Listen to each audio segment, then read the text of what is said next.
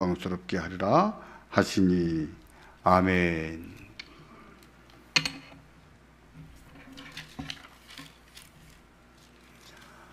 여러분의 생각에 예수님께는 죽음이 어떤 것이었을 것으로 생각하십니까? 가끔 그런 생각을 안 해보십니까? 예수님께는 죽음은 아무것도 아니었다고, 아픔도 아니었고 슬픔도 아니었다고, 그런 생각을 안 해보십니까? 그럴까요? 그 중압감이 예수님께는 깃털처럼 가벼웠을까요? 우리에게 죽음은요, 두려움과 공포 그 자체입니다. 죽음이 주는 아픔, 슬픔은 우리를 절망으로 몰아넣습니다. 모든 것을 끝장내버리는 최후의 실체, 궁극적인 실체, 그게 죽음이에요. 우리가 물과 성령으로 거듭난 성도이고 부활의 소망이 있지만, 그럼에도 죽음은 성화의 수단이 될 만큼 여전히 두려운 것입니다. 예수님께도 그렇게 두렵지는 않았을까요? 그런 면이 없지 않아 있습니다. 예수님께서는 죽음을 이기고 부활하는 권세를 가지고 있으셨어요. 그러셔도 역시 죽음은 예수님께도 괴로움이었고 고통이었습니다. 왜냐하면 예수님은 하나님이시지만 동시에 참 사람이셨거든요. 죄만 없을 뿐이지 우리가 똑같은 사람이세요. 그러기에 예수님께는 죽음도 아픔이었고 고통이었습니다. 어떤 분은 하나님이시기에 고통과 두려움은 아무것도 아닌 것으로 여길 수 있지 않았겠느냐 하고 말할지도 모르겠습니다. 그럴 수가 없습니다. 예수님은 한 인격 안에 신성과 인성이 있으셨는데 그 신성과 인성이 서로 혼합되지 않았어요. 이걸 이성 일인격이라고 하는데, 한 인격 안에 이성이 있었던 것이지 이성과 신성이 이렇게 혼합이 되어 있는 상태가 아니었다는 말입니다. 그러므로 하나님으로서 표적을 행하셨고 죽음을 이기는 부활의 권세도 있으셨지만 역시 죽음의 고통과 두려움도 우리와 똑같이 느끼셨습니다. 예수님께도 죽음은 고통이었고 괴로움이었고 할 수만 있으면 피하고 싶은 거였죠.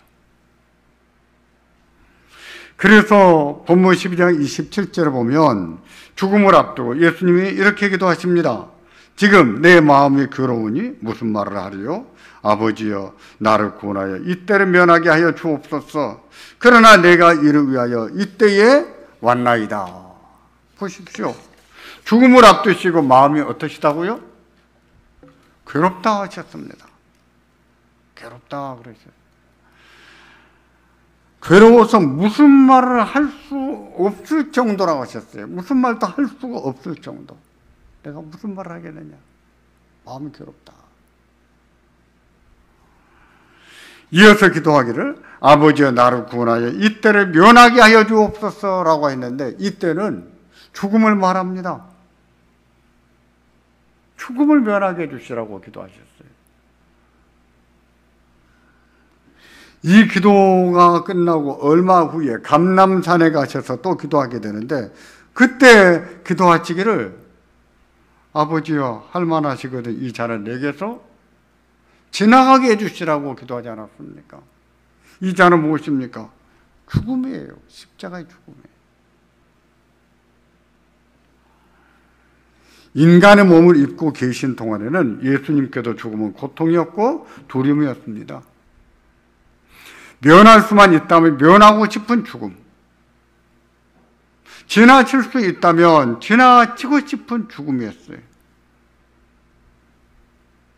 그러나 내 뜻대로 마치고 아버지의 뜻대로 되기를 원합니다 하시고 죽음을 기꺼이 받아들이셨죠. 그러므로 우리가 예수님께는 죽음이 별것이 아니었을 것처럼 생각해서는 안 됩니다. 고통스럽지도 않고 두렵지도 않고 아픔도 없는 것으로 여겨서는 안 됩니다. 그 반대입니다. 우리에게 죽음이 두려움이 되고 우리에게 아픔이 되고 우리에게 슬픔이 되는 것처럼 예수님께도 아픔이었어요. 슬픔이에요. 나사로가 죽었을 때 보십시오. 예수님이 애통을 하셨어요. 애통을 하셨습니다. 예수님이 곧 살려내실 거예요. 살려내실 계획을 이미 다 세우셨어요. 그럼에도 불구하고 나사로의 죽음을 보시면서 예수님이 애통하시면서 오셨다고.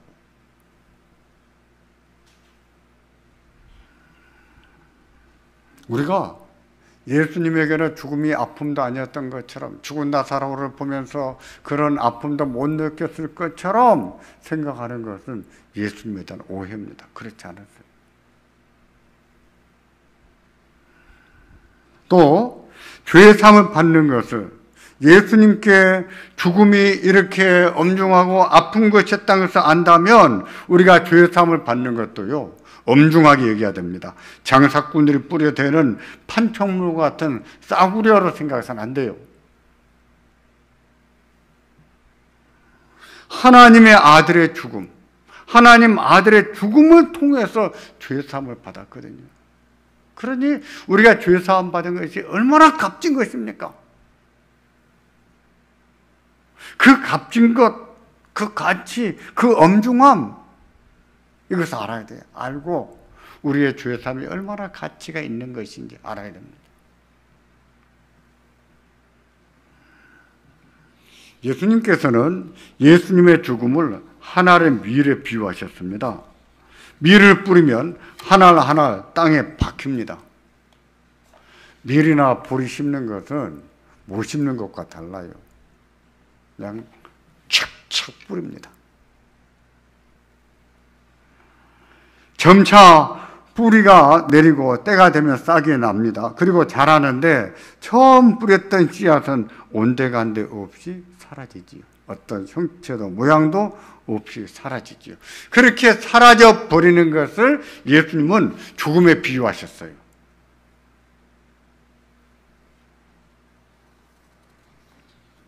하지만 봄이 지나면서 열매가 보이기 시작합니다. 추수 때가 되면 많은 밀알이 주렁주렁 매달려 있습니다. 밀을 하나를 뿌리면 하나에서 많이 열리면 100개까지 열린답니다. 평년작은 한 60알, 그리고 좀 안 열리면 30알 정도 열린다 그래요. 씨 뿌리는 비유에서 예수님께서 100배 혹은 60배 혹은 30배라고 말씀하신 것을 밀의 경우로 말씀하신 거예요.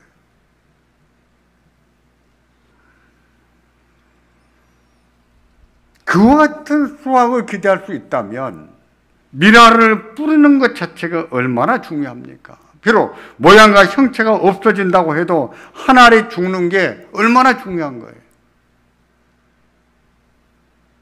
예수님의 죽음이 그런 것이었습니다. 모양도 없고 형체도 없어져 버리는 밀알이었지만, 그러나 봄이 지나고 수확때가 돼서 보면 혹은 100배, 혹은 60배, 혹은 30배 결실을 맺게 하는 것과 같은 죽음이었다는 거예요.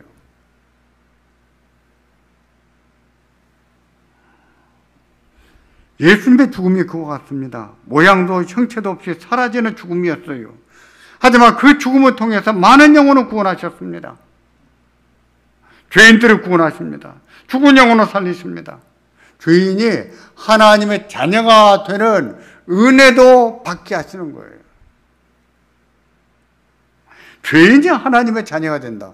이거 상상이 가는 일입니까? 우리나라에는 입양하는 문화가 별로 없습니다. 예전에는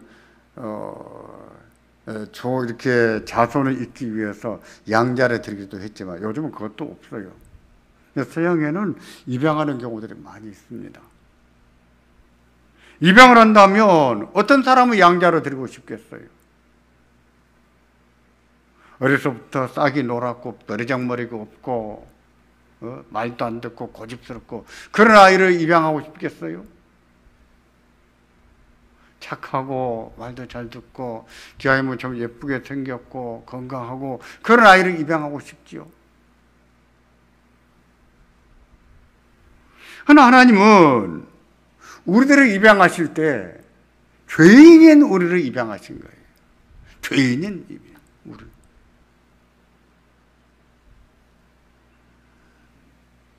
본문 12장 24절을 보시겠습니까?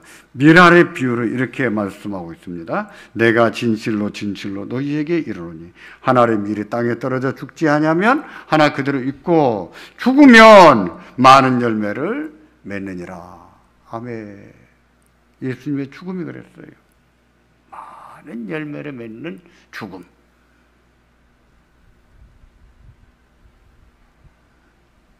이 비유가 예수님의 죽음을 강조하고 있습니다. 예수님의 죽음에 포커스를 맞춰요.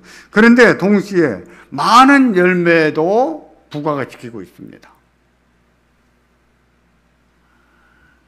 비록 하나를 뿌리지만 많은 열매를 맺는다고 합니다. 그와 같이 예수님께서는 많은 영혼을 구원하세요.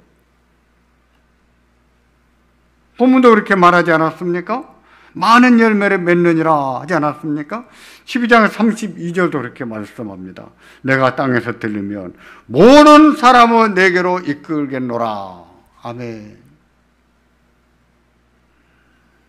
여기서 들린다라고 하는 것은 예수님의 죽음을 의미하는 거예요. 예수님의 죽음을 통해서 모든 사람을 내게로 이끌겠다 그랬습니다. 여기에 모든 사람이나 앞에 본문에 많은 사람이나 사실상 같은 사람들이에요. 그들은 믿는 자들이지요. 예수를 믿고 죄사함을 받고 또 생명을 얻는 사람들이죠.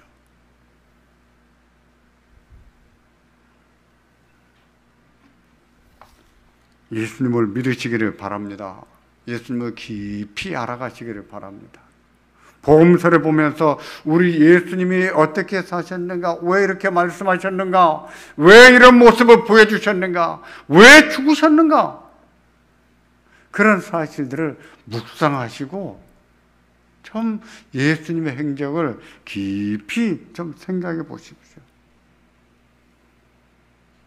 우리가 얼마나 놀라운 은혜를 입고 있는지, 얼마나 큰 사랑을 입고 살고 있는지 새삼스럽게 깨달을 수 있을 거예요.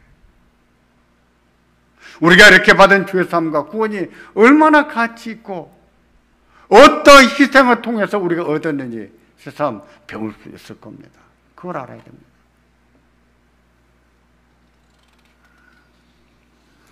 한 알의 밀의 비유는 그리스도인의 삶에도 적용할 수가 있습니다.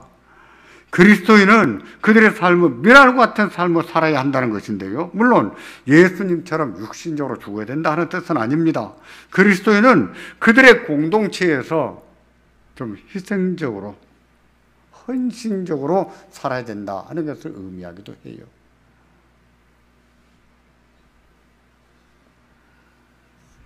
그리스도인이 자기가 속한 공동체에서 이기적으로 살면 될까요?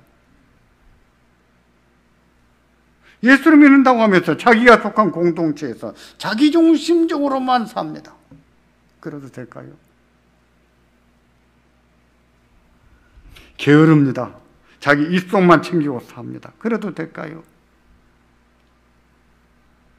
예수를 믿지 않아도 그런 사람은 어떤 공동체에서나 환영을 받지 못합니다. 얌체 같은 사람이죠. 다 미움받아요. 미움받아요. 예수를 믿지 않아도 그렇게 살면 다 미움받습니다. 그런데 예수 믿는 사람이 그렇게 산다? 미움을 더블로 받는 거예요. 곱으로 받는 거예요.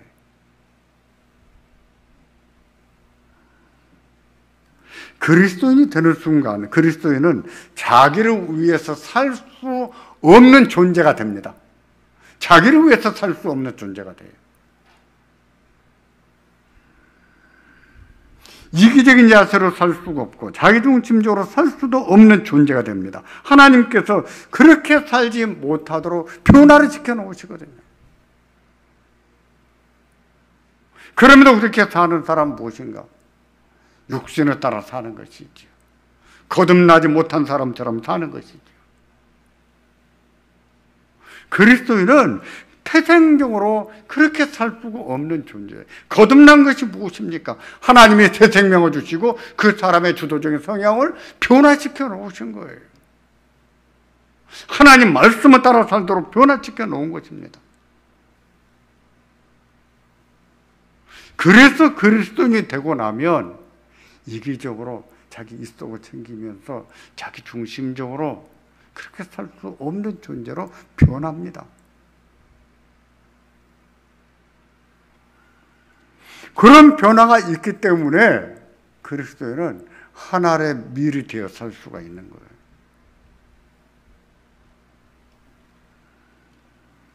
예수님께서 너희는 세상의 빛이라고 하셨고 또 너희는 세상의 소금이라고 하셨습니다.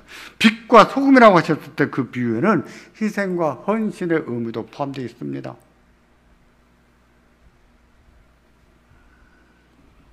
우리의 착한 행실을 통해서 사람들에게 하나님이 살아계신 것을 증언해야 된다고 하는 의미가 있는 거예요. 사람들이 그렇게 변한 우리를 보면서 하늘에 계신 우리 아버지께 영광을 돌리게 해야 되는 소명이 우리에게 주어지는 거예요. 그리스도인이 되는 순간. 근데 어떻게 이기적으로 산단 말입니까? 어떻게 자기 이속을 챙기며 산단 말입니까? 그리스도인이 되어서 그렇게 산다면 하나님을 욕먹힙니다. 하나님 용서하기. 앞에서 예수님께도 죽음은 고통이었고 두려움이었다고 했습니다. 그러면 고통뿐이었을까요? 두려움이 전부였을까요? 그렇지 않았습니다. 예수님께서도 죽음의 잔이 지나가기를 원하셨고 이때가 지나가기를 원하셨습니다. 그러나 십자가를 짊어지지 않으면 안 된다는 것도 아셨어요. 그게 하나님의 뜻인 것을 아셨어요. 그래서 죽음을 기꺼이 받아들였습니다. 받아들이되 영광스럽게 받아들이셨어요. 아픈 죽음이고 슬픈 죽음이지만 그렇게 죽는 게 하나님의 뜻인 것을 알기에 예수님은 그 죽음을 영광스러운 죽음으로 받아들이셨단 말입니다.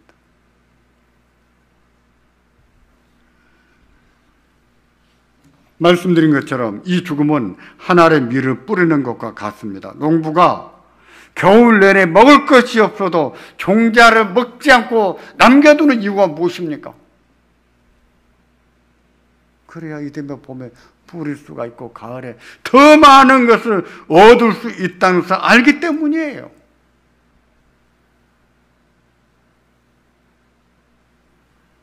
예수님께서도 이 죽음을 통해서 많은 사람의 생명을 얻을 수 있게 할 수 있다는 것을 아셨어요. 그게 하나님의 뜻이라는 걸 아셨어요. 그래서 기꺼이 순종하십니다. 그리고 그 죽음을 영광으로 받아들여요. 영광으로. 놀라운 일입니다. 어떻게 죽음을 영광으로 받아들이겠습니까? 본문 12장 23절을 보시겠습니까? 인자가 영광을 얻을 때가 왔다 그랬습니다. 이 말은 죽을 때가 된 것을 말하는 거예요. 죽을 때가 된 것을 아시고 영광을 얻을 때가 왔다라고 하셨어요. 그 죽음은 하나님의 뜻을 이루는 죽음이었고 하나님의 영광을 나타내는 죽음이었습니다. 아버지 하나님께서는 그 순종을 보시고 아들을 영광스럽게 하신 죽음이었어요. 정리하면 예수님은 죽음을 통해서 영광을 얻으신 거예요.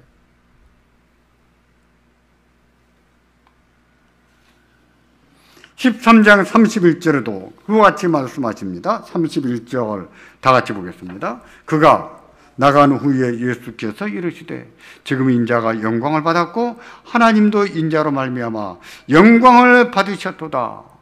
그가 나간 후에, 가룟 유다가 예수님을 팔러 나간 후를 말합니다.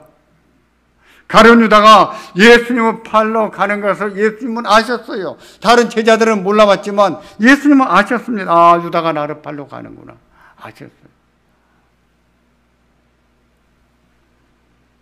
유다가 예수님을 팔러 나간 후에, 그러니까 예수님의 죽음이 코앞으로 닥친 것을 아시고 지금 인자가 영광을 얻을 때가 왔다라고 하신 거예요.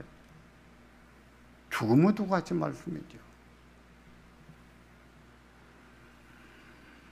예수님께서는 하나님의 뜻을 따라 죽는 것을 영광이라고 하셨습니다. 죄인을 위해서, 죄인을 구원하기 위해서 십자가에서 대속의 죽음을 당하는 것을 영광이라고 하셨어요. 성부 하나님께서도 영광을 받으셨다고 했고 또 아들을 영광스럽게 하겠다고 하셨어요. 결과적으로 예수님의 죽음은 고통과 두려움이 다가 아니었습니다. 그 죽음을 영광스러운 죽음이었고 많은 사람의 생명을 구원하는 죽음이었어요. 아버지 하나님을 영화롭게 하는 죽음이었습니다.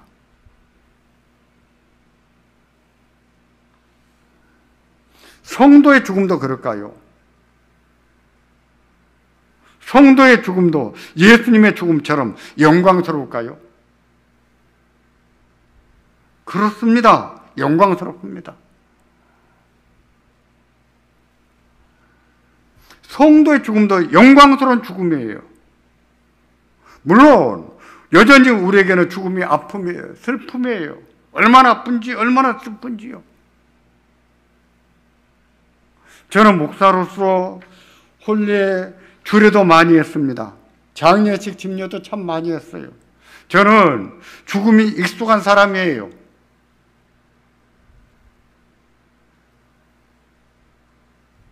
땅에 매장하는 그 모습 보는 것도 익숙하고 화장해서 한 줌의 재가 돼서 나오는 것을 보는 것도 익숙한 사람이에요. 그런데도 어머니께서 돌아가시자 얼마나 아픈지, 얼마나 슬픈지. 2달 반이 지났습니다만은 지금도 생각만 나면 울컥울컥합니다. 어른들 말씀에 부모님 돌아가시면 2년은 지나야 잊혀집니다. 그러시더라고요. 그런가 봐요.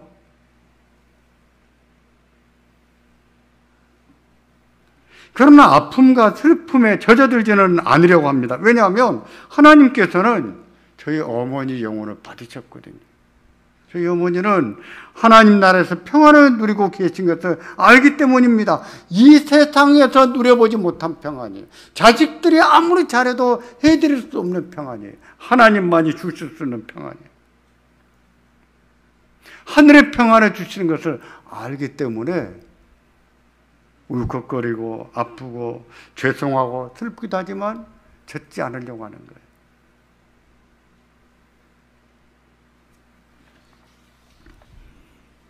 하나님은요, 성도의 죽음을 귀하게 여기십니다. 모든 사람이 죽지만 그 가운데서도 성도의 죽음을 정말 귀중하게 여겼어요. 시편 116편 15절입니다. 같이 보겠습니다. 그의 경건한 자들의 죽음은 여호와 보시기에 귀중한 것이로다. 아멘. 여기서는 경건한 자라고 했지만 개역성경에서는 성도라고 했어요.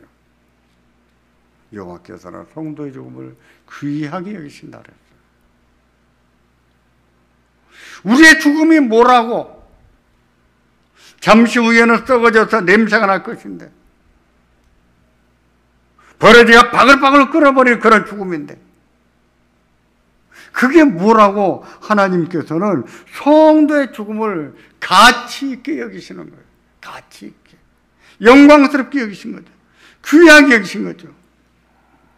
모든 것을 끝장내버리는 죽음이지만 그 죽음을 의미 있게 귀중하게 여기신다 그랬어요. 누가 그러셨다고요? 하나님의 말입니다. 무엇보다도 성도의 죽음은요, 죽음이 다가 아닙니다. 그 다음에는 부활이 있습니다. 마지막 날, 곧 우리 주님께서 다시 오시는 그날에 다시 살리실 겁니다. 그러므로 성도는 죽음을 절망으로만 여겨서는 안 됩니다.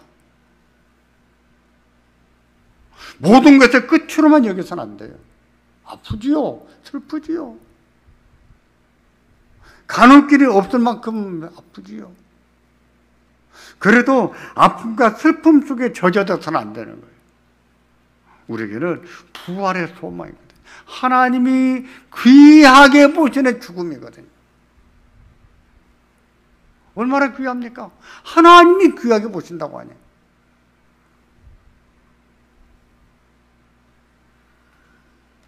나사로가 죽었을 때 예수님께서 마르다에게 그렇게 말씀하지 않으셨습니까? 나는 부활이요 생명이니 나를 믿는 자는 죽어도 살겠고 무릇 살아서 나를 믿는 자는 영원히 죽지 아니하리라. 이것을 네가 믿느냐? 물으셨다고요. 왜 이렇게 물으셨겠습니까? 왜 이렇게 말씀하셨겠어요? 이렇게 말씀하신 것은 우리에게는 부활의 소망이 있음을 가르치기 위해서입니다. 마지막 날, 곧 부활의 날에 다시 살릴 것을 믿으라는 뜻으로 하신 말씀이에요. 믿으셔야 됩니다. 믿고 부활의 소망을 가지고 살아야 됩니다. 부활의 소망.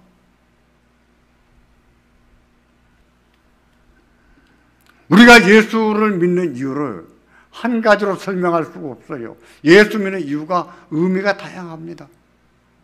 그러나 궁극적으로 최종적으로 믿음은 뭐냐라고 말할 때 믿음은 구원이에요. 구원입니다. 믿음의 결국은 구원이에요. 우리가 죽음이 모든 것을 허망하게 끝내버리긴 하지만 우리에게 여전히 아프고 슬픈 것이지만 그러나 우리에게는 부활의 소망이 있음을 알고 또 우리 하나님이 귀중하게 보시는 죽음인 것을 알고 그 죽음도 잘 받아들이고 또 소망을 품고 사는 성도가 되기를